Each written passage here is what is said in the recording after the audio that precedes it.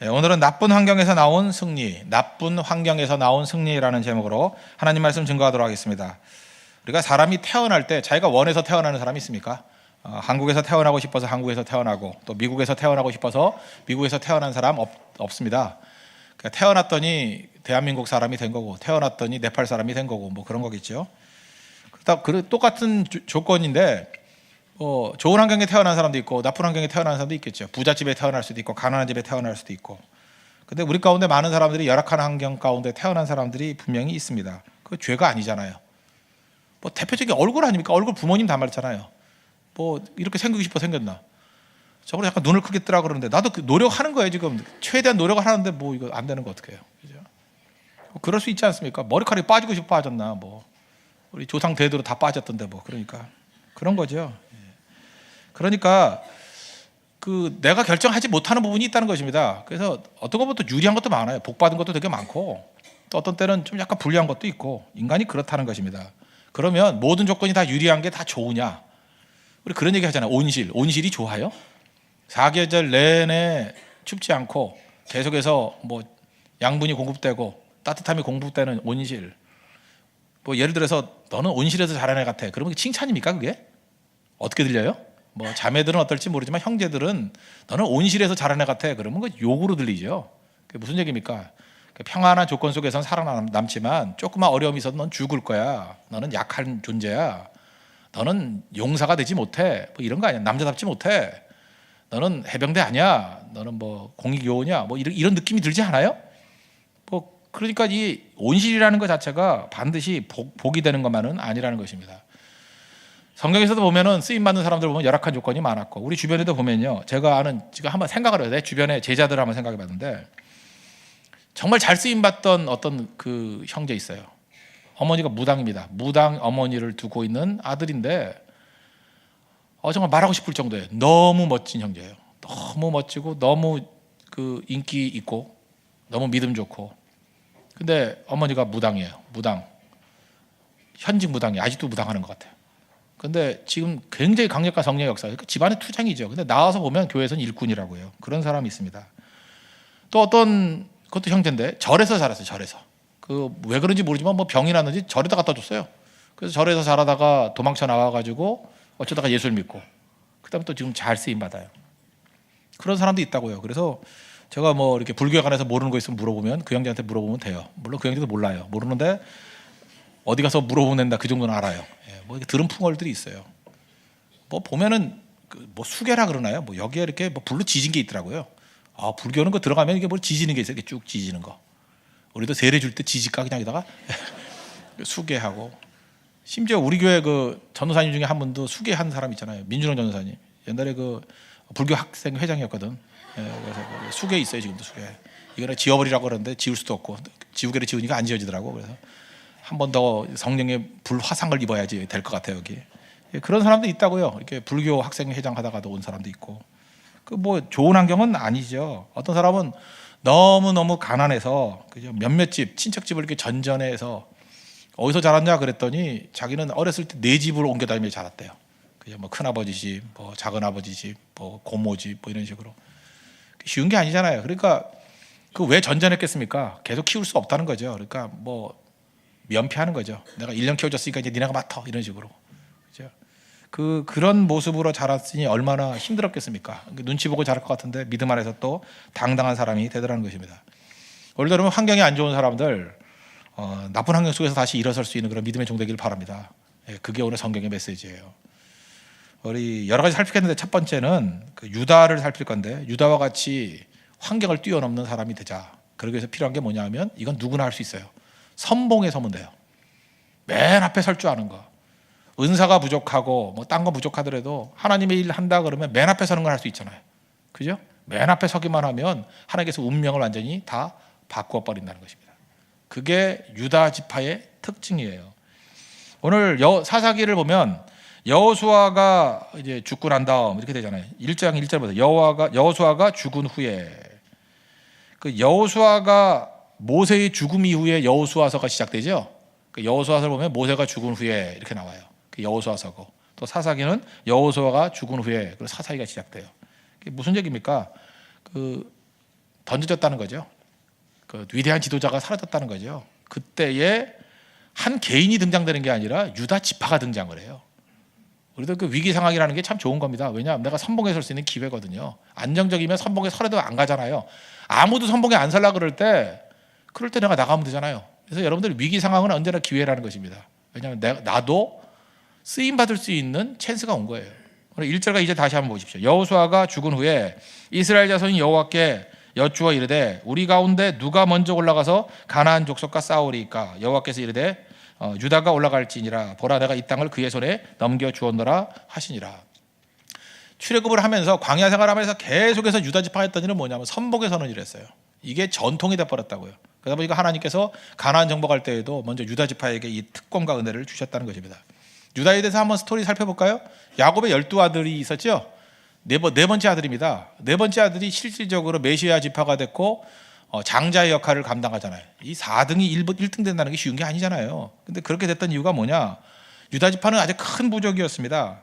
40년 동안 광야 생활할 때 항상 선봉에 섰어요. 그래서 큰 지파 된 거예요. 선봉에 서면 무조건 큰 지파 되는 것입니다. 근데 창세기에 보면은 그 유다 스토리만 한번 나와요. 유다가 무너진 얘기. 그 집을 떠나가지고요. 그 탕자같이 방황했어요. 방황하다가 뭐 여기저기 나쁜 데 찾아다니는가 봐요. 그래서 뭐 사창가 갔는가 봐요. 사창가 갔는데 사창가에서 변장하고 나타난 게 누구냐면 며느리 다말이에요. 그래서 해괴망측한 일이 성경에 나오죠. 창세기 38장. 그래서 시아버지하고 며느리 사이에서 동침해서 아이를 낳아요. 그것도 쌍둥이. 애를 낳으니까 그 주변 사람들이 그러죠. 이게 뭐 과부가 임신했으니 저거 불태워 죽이자. 펄펄 뛰는 사람들이 있어요. 물론 유다도 펄펄 뛰죠. 며느리 저거 불태워 죽이자. 그랬더니 이 임신시킨 남자의 그 소지품이라고 하면서 이렇게 보여줘요. 알고 봤더니 자기 거예요. 그때 공개적인 회개를 하죠. 회개를 하고 내가 범죄했다. 그러면서 이제 돌이키는 얘기가 나와요. 참 굉장히 역전하는 스토리거든요. 그 창세기 38장에 나오고. 거기서 하나님께서 그걸 귀 보신 거예요. 그 다음에 그 야곱의 아들 가운데 베냐민 데려오라 그러죠. 요셉이 데려오라 그럴 때 그 앞장서 가지고 자기가 자기 자신과 자녀들 생명을 걸 테니까 풀어달라. 뭐 이런 식의 선복에 서는 일도 하고 또 겁 많은 야곱을 설득하죠. 나와 내 자녀들 생명 다 맡길 테니까 베냐민 내가 데려가겠습니다. 설득하는 거. 계속해서 위험한 일들 마다하지 않고요. 맨 앞에서요. 나중에 여호수아에 넘으면은 그 유다 지파의 갈렙도 헤브론 산지 점령할 때 다 힘들다 그럴 때 다 거절하지 않고 이 산지를 내게 주소서 하고 85세 나이에 선봉에 서고. 하여튼 이 집안은 선봉에서는 피가 흘러요. 굉장히 중요한 거죠. 그러니까 여러분들도 모든 일을 할 때 하나님의 능력 가운데 이 가문을 다시 일으키고 뒤집히려고 그러면은 선봉에 서는 사람이 돼요. 앞에 서는 걸 좋아해야 돼요. 근데 우리 본능은 한 두 번째, 세 번째 서는 걸 좋아해요. 왜냐하면 눈치 보고. 성경을 보실 때 눈치 본 사람 치고 하나님께 쓰임 받는 사람 봤습니까? 하나님 앞에 앞장서 실수를 해도 베드로같이 선봉에서 막 정신없게 나가야 뭐가 되죠. 저는 그 성경 보니까 재밌어요. 그 예수님이 살아나셨다라고 하는 소식을 요한이 먼저 들었어요. 그런데 무덤에 뛰어들어갈 때는 베드로가 먼저 들어가 버렸어. 그죠? 정보는 요한이 빨랐는데 들어가기는 베드로가 들어갔어요. 그러니까 뭐 요한도 중요한 사람이지만 베드로가 더 크게 쓰임 받지 않아요? 좀 경솔해도. 선봉에 서는 사람을 하나님은 항상 버리지 아니하고 최고로 사용하여 주셨다. 그걸 잊지 말라고요. 그래서 창세기 49장에 야곱의 축복이죠. 야곱이 축복했던 것 가운데 한 가지가 뭐냐? 그 유다 지파에서 왕이 나온다는 거예요. 왕을 옛날에는 홀 그랬는데 홀이 아니고 규. 그러니까 왕이 쥐고 있는 막대기 있죠. 규. 그래서 창세기 49장 10절 보니까 규가 유다를 떠나지 아니하며 통치자의 지팡이가 그 발 사이에서 떠나지 아니하기를 그랬죠. 항상 왕이 여기서 나온다. 메시아 지파가 된다. 이런 축복과 은혜가 넘쳐나게 되었다는 것입니다. 그래서 여러분들 가문, 여러분의 우리 집안이 뭐 문제가 있다 그럴 때 한 사람이 중에 한 사람. 내가 하나님 앞에 순종하고 내가 하나님 앞에 선봉에 선다 그러면 집안이 다 바뀌어요. 한 사람. 특별히 어떤 집안 그 며느리 하나 들어가서 며느리가 충성다하고 뭐든지 선봉에 설 줄 아는 그러면 그 집안이 다 바뀌어버려요. 아들이 빌빌해도. 그래서 빌빌대는 아들 데리고 있는 집 며느리 잘 들어오라고 기도하세요. 믿음의 며느리. 아무것도 볼 거 없어요. 믿음만 갖고 오면 돼요. 그죠? 오히려 믿음만 굳건해지면요 가문을 일으키는 사람이 된다고. 그런 얘기들이 얼마나 많은데요. 특별히 남자들 잊지 마십시오. 아무것도 없다고요? 믿음 하나 붙들고 유다같이 나가보세요. 그러면 반드시 승리하는 일들이 있다는 것입니다. 일제시대 때입니다. 일제시대 때 그때는 뭐 미국 유학이 별로 없으니까 일본 유학이 굉장히 큰 유학이었어요. 그래서 일본 갔다 왔다 그러면 뭐 자리가 보장되고 그랬어요. 여러분 사랑의 원자탄이라는 손양원 목사님 아시죠? 손양원 목사님 일본 유학 갔다 왔어요. 아들. 나중에 또 미국 유학도 가려고 그랬는데 근데 일본 유학한 아들이 목사 된다. 손양원 목사님도 일본 유학했어요. 그럴 때 그 손양원 목사의 아버님이 반대 안 했대요. 그래 목사해라. 그죠? 쌍수 들고 환영했답니다. 나는 이것이 이 가문을 일으키는 특징이라고 생각해요. 우리 같으면 뭐라 그러죠? 야, 뭐 공부 잘 시켜놨더니 그래 기껏 목사가 된다 그러냐? 뭐 그런 거 되게 많았어요, 그죠? 지금은 목사 지위가 좀 올라간 것 같아요. 제가 그 신학교 갈 때만 해도 목사 지위가 정말 힘들었어요. 뭐 이발사 밑에 있었나 뭐 이랬고 뭐 그때 그랬어요. 뭐 이렇게 대접이 없었고 그냥 그 이런 거 아십니까? 이건 뭐 굳이 얘기해야 되나? 제가 증권회사 다녔거든요. 그 LG 증권 다녔는데 93만 원 그렇게 이렇게 했어요. 93만 원 이렇게 받을 거였는데 신학교 가니까 15만 원 주더라고. 그 전도사 그것도 강남에서 제일 대접이 좋다라는 교회가 첫 월급 내 15만 원 받았어요. 그때 그 LG 증권 다닐 때 그때 증권 호황기였어요. 88년 막 이럴 때 그죠? 그때는 뭐 증권회사 직원이라 그러면 뭐 어마어마했는데 그때 이렇게 사회적으로 바라보는 그 시각이 있잖아요. 그때는 이랬는데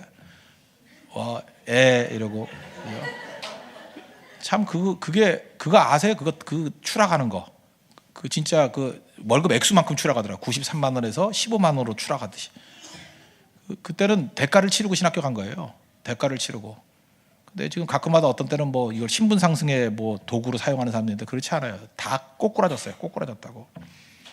그러고 가니까 비장감이 있죠. 그죠? 다 버리고 왔다. 그때 뭐 멸시천대 십자가는 내가 지고 가오리다. 그게 부를 때마다 눈물 나고 그랬어요. 진짜 그랬다고. 다 버리고 가는 것 같은 느낌. 근데 뭐 그거는 별것도 아니었고 손양원 목사님이 더 했겠죠. 당시에 얼마나 뭐 대학교 가는 사람도 없었는데 유학까지 갔다 왔으니 얼마나 대단했겠습니까? 그랬더니 그 집안을 일으켜 주잖아요.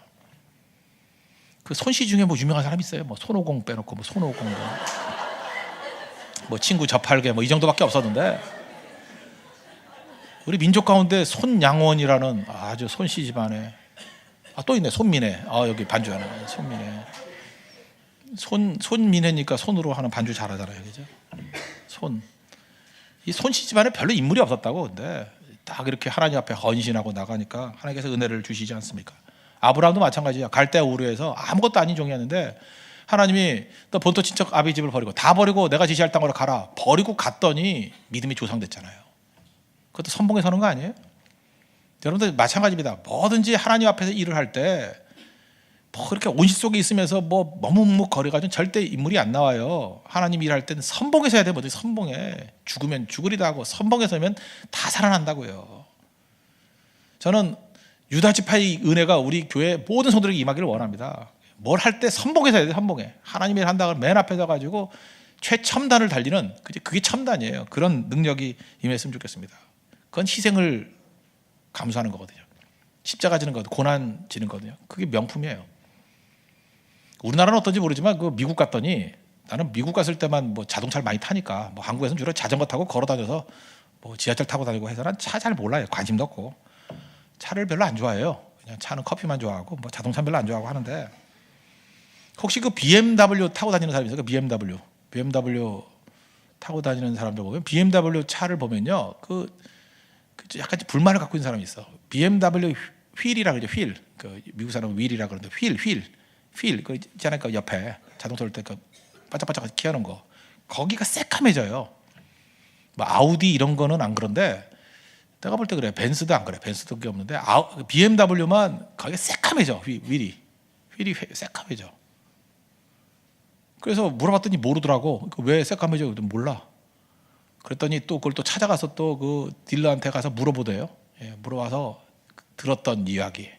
왜 BMW 휠은 새까매지나? 그 브레이크를 밟지 않습니까? 브레이크를 밟으면 라인이라 그러죠. 이렇게 딱 성면이 붙어가지고 성면 요즘에 뭐 딴 걸로 하느냐? 옛날 성면이었어요. 성면이 딱 붙어가지고 분진 가루가 나온다고. 분진 가루 나오면은 이게 보통 공기 중으로 날아가 버려요. 그래서 그 브레이크 밟을 때 자동차, 그래서 교통 경찰에 이런 분들이 그 분진가루가 목에 들어가요. 그래서 그 암 걸리고 폐암 걸리고 막 그래요. 그래서 교통량 많은데 그 브레이크 많이 잡는데 그런 데 옆에 가지 말아요. 그 라인이 분진가루가 날아다닌다고. 그게 목을 칼칼하게 만드는 거고, 바람 물질이에요, 바람 물질. 그런데 BMW는 어떻게 디자인을 했느냐면 그 분진가루를 휠에서 흡수하게 만들었대요. 그래서 새까맣게 되는 게 뭐냐 하면 그게 분진가루예요. 와, 그 얘기를 듣는 순간에 은혜 받았어요. 이래서 이 차를 좋은 차라 그러는구나, 명품이라 그러는구나. 무슨 얘기예요? 분진가루조차도 내가 안고 가겠다는 거죠. 다른 사람 피해 안 주고. 누가 더 중요한 개념이에요? 내가 안고 간다는 거죠. 내가 품고 간다. 그래서 명품 되는 거더라고. 저는 이런 걸 바라보면서 누가 이거 알지도 못할 건데, 오히려 새까매지면 싫어할 건데, 차 디자인을 이렇게 하는 이런 배려까지 하니까 이 자동차는 역시 독일 차예요. 그죠? 역시라는 생각이 들더라고요. 역시라는 생각. 그런 거 들죠. 어떤 분이 그런 얘기를 해요. 여러분들은 뭐 그 몰스킨이라고 그 뭐 비싼 그 수첩 사시는 분 있습니까? 몰스킨이라고? 몰스킨 그 수첩 말고 몰스킨 펜이 있습니다. 나무로 만들어 가지고 이렇게 사각형으로 돼 있어요. 손에 잡으면 손 아플 정도야. 그 겉으로 딱 보면 한 3,000원짜리 같이 보여요. 근데 막상 살라 그러면 24,000원이야. 펜인데 아주 좋은 펜도 아니야. 이렇게 보면 싸구려 펜 같이 보여요. 근데 24,000원이에요. 근데 여러분들 비싼 펜은요, 뭐 이렇게 뭐 몇십만 원짜리 하는 거는 모르지만 한 24,000원 정도 하는 건 한번 사보세요. 왜 비싼가? 그거 한번 해볼만 하잖아. 뭐 커피 몇 잔 먹는 거로 생각하면서 한번 사서 한번 써보라고. 몰스킨 그 네모난 그 나무로 만든 펜이 있거든요. 그걸 쓰면은 한 24,000~25,000원 하는데 특징이 있어요. 그 얇은 종이 위에다가 글을 쓰면 이렇게 뒤집어 보면 다 베지요. 그걸 안 씁니까, 여러분들? 쓰면 뒤에 베어 나오잖아요. 이렇게 베어 나거나 그걸 뭐라 그러죠? 저는 그 잉크똥이라 그러는데, 잉크 트다 보면 이렇게 뭉치죠. 그런 거 있지 않아요? 그래서 막 하다 보면 갑자기 덩어리가 확 떨어져가지고 그냥 그 중요한 문서 망치고 막 이러는데, 이거는요 펜이 뭉침이 없어. 잉크똥이 안 나와. 또 하나는 뭐냐 하면 아무리 눌렀어도 뒷면을 보면은 얇은 종이라도 베어 나오지 않아요. 그래서 사용하다 보면 느끼는 게 뭐냐면, 와, 이래서 비싸구나.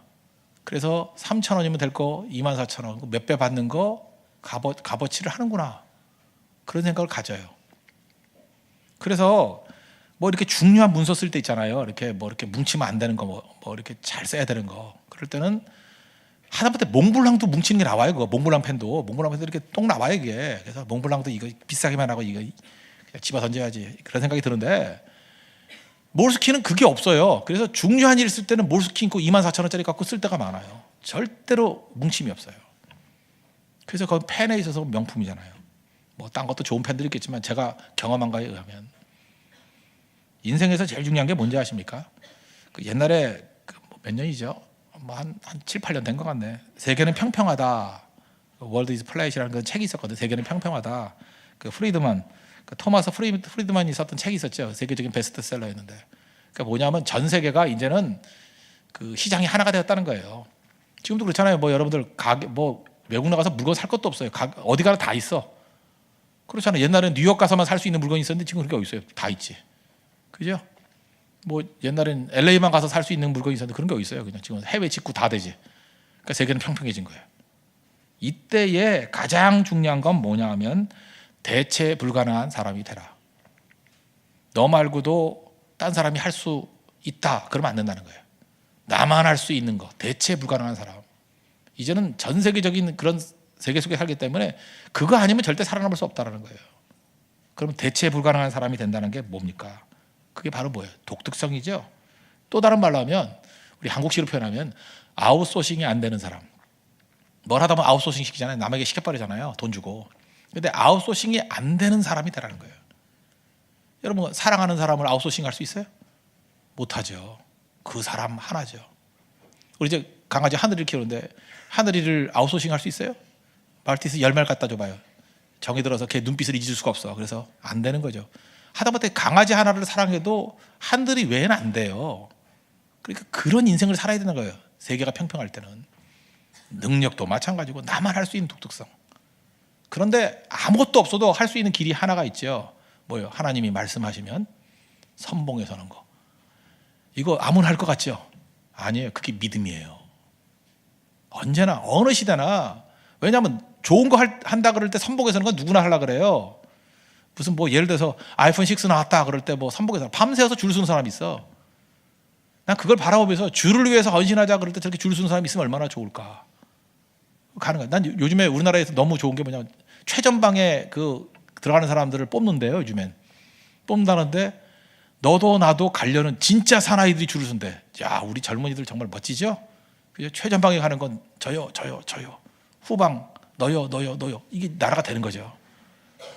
저는 우리 젊은이들이 아주 싱싱하다고 생각합니다. 이 나라 미래가 소망이 있어요. 그죠? 가장 힘든 일에 내가 가겠습니다 하는 건 나라는 내가 지키겠습니다. 그게 피하는 주제가 아니라 오히려 선봉에 서는 것이 주제가 되는 거. 그게 멋진 거라는 거예요. 신앙도 마찬가지라는 것입니다.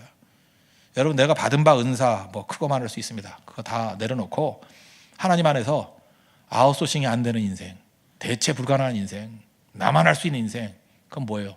위험을 무릅쓰고라도 선봉에 설 줄 아는 거. 그게 유다 지파의 전통이었다는 것입니다. 그게 우리 믿음의 전통이에요. 우리가 무슨 일 하든지 최선봉에 서서 하나님 앞에 충성 다할 수 있는 믿음의 신실한 되기를 바랍니다.